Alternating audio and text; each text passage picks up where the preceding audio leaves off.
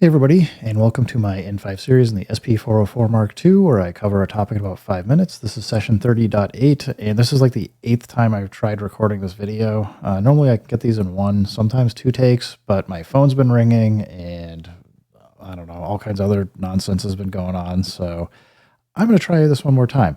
For this video, I actually wanted to talk about a different sampler and kind of like the iconic sound of the Akai S900 and S950.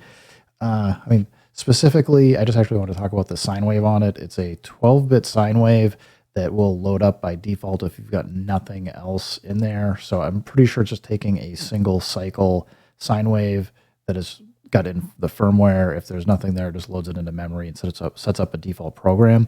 This was actually the sound that I would expect most people that have picked up an S900 or S950 to hear, because they probably didn't have a disk in their floppy drive to boot up. They boot it up, and if you had a MIDI controller or you hit the PB push button on the front, you kind of hear. So let's actually, I'm going to delete these two recordings. We'll record it again. So first thing to know is we'll go here to pad 10. This is the default sound that you would hear if you hit the PB button on your S950. And we don't need to record any more than that, but you can hear, if you got headphones on at least, that this is only coming out of the left channel. That's because on the S950, you can do stereo with it a bit to some extent, but it requires using more sample memory. So a lot of stuff you just want to use the mix out, which just mixes all 8 of the polyphony together. And that's how I've actually got mine set up. So it's just coming out the left channel because I've only got a mono out, and that's how I've got it routed coming back into the 404.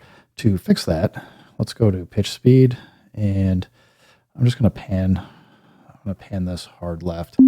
So now it's in the center, and that's what you kind of hear. Hopefully you can hear that now. I just did it again just to make sure. Let's record at that's a C2 note. I'm going to record at a C0. This will be kind of a more bassy sound. You might kind of hear this and be like, oh, I think I've heard this on some other tracks. This was used an awful lot in like the late 80s and early 90s on tracks where probably more using like the gated techniques and other things, but that's the low end. And again, I need to pan it. So let's go back to pitch and speed. We'll pan it all the way left. And the fun thing with this is we can now do things like chromatic, kind of play out some different notes and patterns if you wanted, get some kind of fun sounds. You can even play this, obviously with polyphonic mode, so you can play chords and things. I would say because on the S950 it can do up to 8 polyphony. It would not be unrealistic to play chords and things.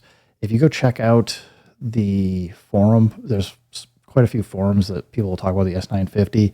There are also some fun, I would say, similar to wave folding techniques that you can see people do, where you can actually take the sine wave and modify it. People would run effects afterwards. You can make an awful lot of sounds just with like the sine wave by itself and have a lot of fun with it.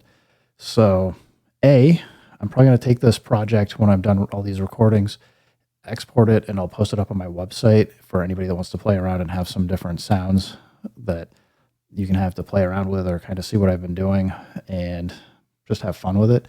And I guess just keep, having fun sampling.